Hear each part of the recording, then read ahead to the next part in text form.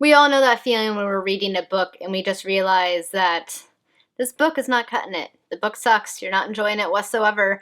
But that's part of the problem of being a reader. You have to find what you like and what you don't like, and sometimes there are quite a few ones that you do not like. So today I'm here to share with you guys my top least favorite books of 2015.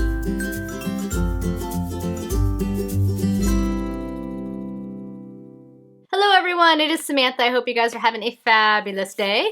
I am here today to do my top 10 least favorite books of 2015. And yeah, there's always a few books in there that you don't much care for. I had 10 that I found that I did not much care for, and I'm here to share them with you guys because we need to vent about the things that we do not like sometimes, and I'm here today to vent. These are also in no particular order. I didn't really feel like ranking these books because I don't really care about them enough to rank them. So needless to say, I just basically never want to see these books again or read them. Why torture yourself that way, am I right? So my first least favorite book of 2015, I'm giving to Wuthering Heights by Emily Bronte. I read this back in February, I think, somewhere towards the beginning of the year, and I hated it so much. I've never wanted to physically throw a book away from me, but I did with this one. It was terrible. I hated the characters. They were all extremely selfish. They were all extremely cruel and vindictive and manipulative, just horrible, horrible people. And when you don't really have that many characters that have any redeeming qualities, it doesn't really make you invested in the story. I get the point that she was trying to get across, you know, about how our actions can impact not only ourselves, but other people around us and even future generations, but I still didn't like it, and I hated it, and I never want to read it again, so bye, Wuthering Heights. But you know what? Wait, the book is pretty, at least. At least the book is pretty.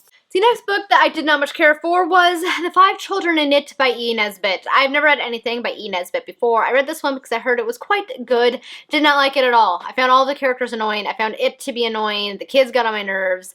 Did not like it. I feel bad about that. I feel like I should have liked it. I can't even pinpoint why I didn't like it, aside from the fact that it just annoyed me while I was reading it. That's really the only defining characteristic I can think of as to why I didn't like it. So, not a fan. I'm still be interested in to check out her Railway Children series, so some of you will have to let me know if that is better than this one, because I would be curious and I might give it a shot. My next least favorite book from this year was Serafina by Rachel Hartman. I went into this one with high hopes because I love dragon books, and it sounded like an intriguing concept, like these dragons that can turn into people when they need to, but I really didn't like it. I found that everything fell flat. The characters felt very, very one-dimensional. Serafina lacked depth and character to me. I didn't feel invested in her story. She didn't seem interesting in any way. It just felt very boring and dull. There wasn't a lot of action, which I'm usually okay with, but like I literally felt like the plot was not really progressing all that much, and I just felt very disappointed by the story as a whole. The writing was pretty good. It wasn't the best writing I've ever read.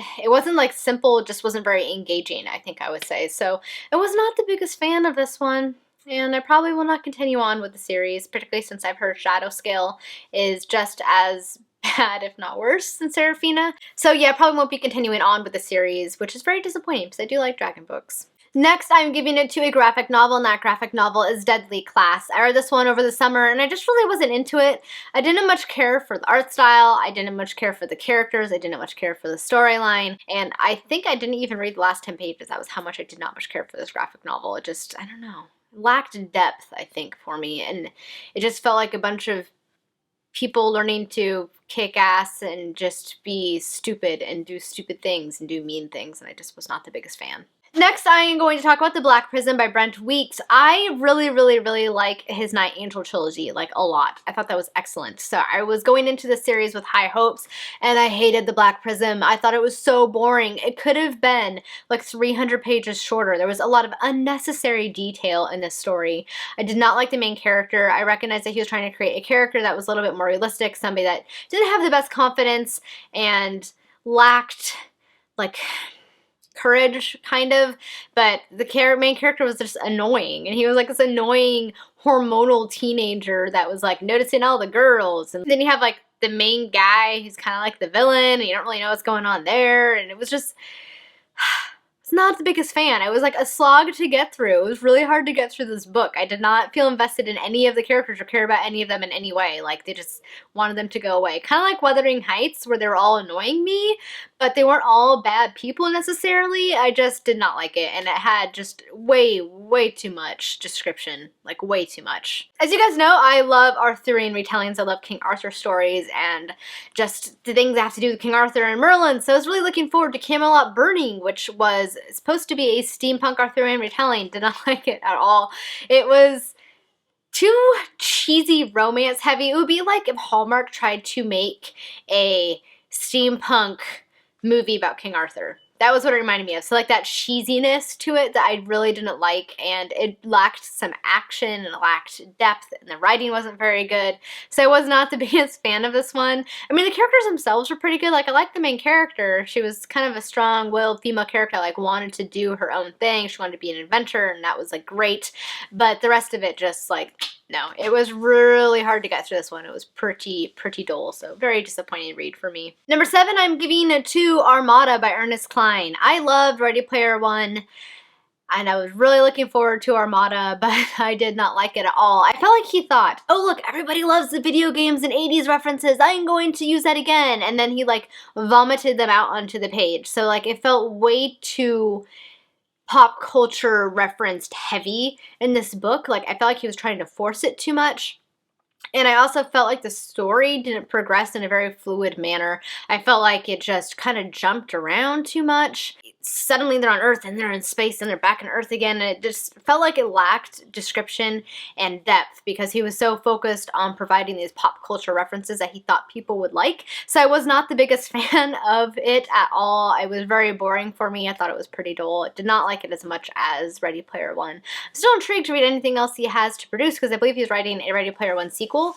I think I could totally be pulling that out of my ass. I don't know, but it seems like I heard that. And if he does, I would be intrigued to read it. So I don't know, it could get better. I'm intrigued to see if his next stuff will live up to Ready Player One or if it will be more like Armada, but needless to say, Armada was just not my book of the year at all. Next, I am going to give Broken Blade to my number 8 spot because I did not like this book at all. It was a fantasy story that seemed intriguing. It had to do with this god that was killed by these other gods, and the people that followed this god had to go into hiding, and they were assassins, and then the main character was supposed to figure out that perhaps the god wasn't as dead as they thought and kind of go about trying to figure that out, and I don't know. It just was not very good. The writing was not good at all. It lacked depth and character. The characters all felt very flat. It was very boring. It had some very interesting elements to it, such as having a shadow familiar, this shadow creature that latches onto your shadow but is its own sentient being. I thought some of those concepts were pretty interesting, but overall the story felt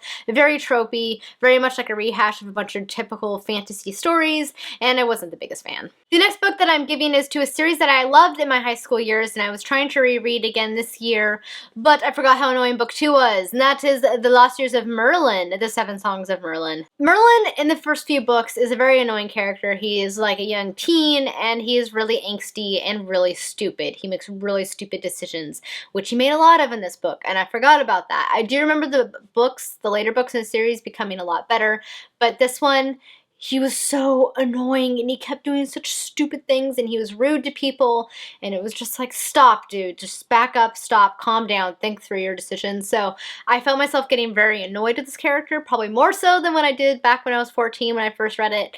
Probably because he kind of grows the reader, so definitely was not a fan of this one either. I do want to continue on with the series because I never read the last couple, and I do remember them getting better. We shall see in 2016 if that holds true, but 7 Songs of Merlin did not like. And finally, for number 10, I am giving it to The Lumberjanes. This is a graphic novel series that I have heard its praises sung throughout the YouTube booktube verse. People kept talking about how it was full of strong female friendships and it seemed really great, and I read it and I'm like, I don't get it. Like, the story made no sense. I thought the characters were kind of annoying. Like, they were overly quirky. I'm all for quirky characters, but they were like overly quirky, and the story itself didn't make any sense. It was like, it was just jumping around everywhere, and the art style I didn't much care for. It didn't really seem to fit the story. I just was not the biggest fan, so I'm probably not going to continue on with The Lumberjanes. It was a very disappointing read. I think I actually gave it 1 star. I just was not the biggest fan of this book, but I have heard other people list this in their least favorite books of 2015, so at least I know I'm not alone. So if you're out there and you love this series, I'm glad you like it. It just was not for me. Alright guys, that is it for my top 10 least favorite books of 2015. If you like any of these books, I am so glad that you like them. They just were not books for me, just not stories that I really enjoyed. I'm not trying to be disrespectful or anything. These are just the reasons why I didn't like them and why I found them to be frustrating. But you know, that's why we're readers. There's something out there for everyone. You have to let me know one of your least favorite books is from 2015 because I would be curious to know, or if any of these you also are not fans of, so I can know I'm not alone. Thank you guys so much for watching, and I'll see you next time. Happy reading. Bye!